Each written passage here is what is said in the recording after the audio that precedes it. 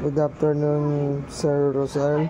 This is my video presentation and explaining explain how STD and HIV can be diagnosed at its symptoms and what are the ways seafarers must do to become healthy on board and they can prevent STD and HIV.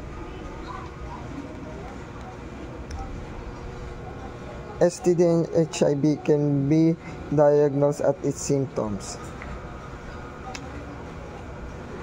Sexually transmitted disease and HIV can be diagnosed through various methods including symptom assessment. Some STDs have noticeable symptoms such as sores, rashes, discharge, pain during urination, or flu-like symptoms.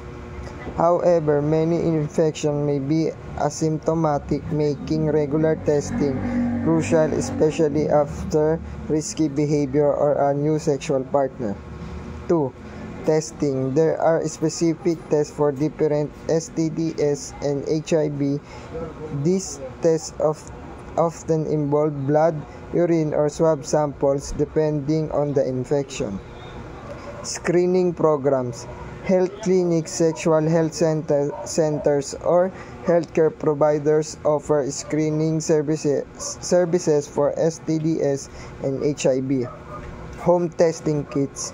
Some STDs like HIV have approved home testing kits that allow individuals to collect their samples at home and send them to a lab for analysis. Results are typically provided confidentially.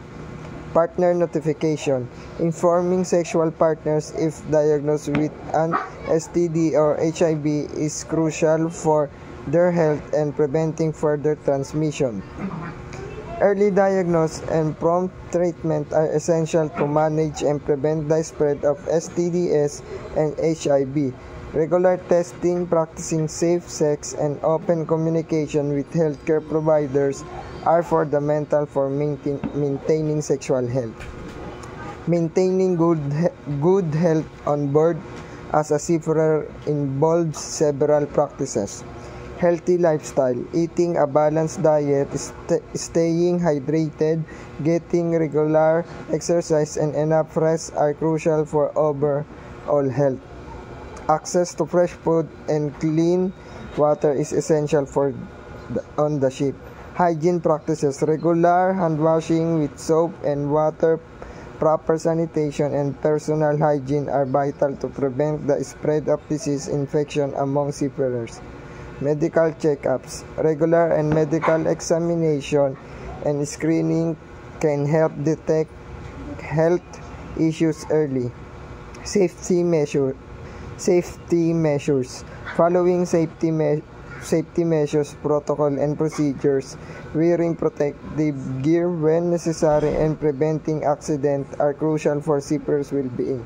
Regarding prevention of STDs and HIV, education and awareness, providing comprehensive education on sexual health, safe sex practices, and information about STDs and HIV is critical for seafarers. Access to protection.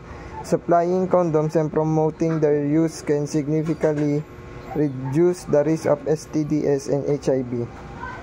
Regular testing.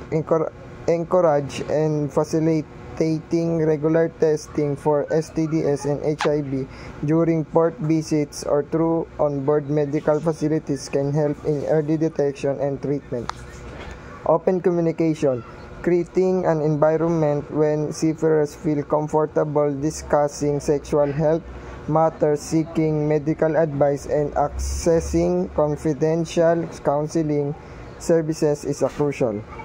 Combining these practices with comprehensive health education and accessible medical resources can significantly contribute to the overall health and well-being of seafarers while reducing the risk of contracting STDs and HIV.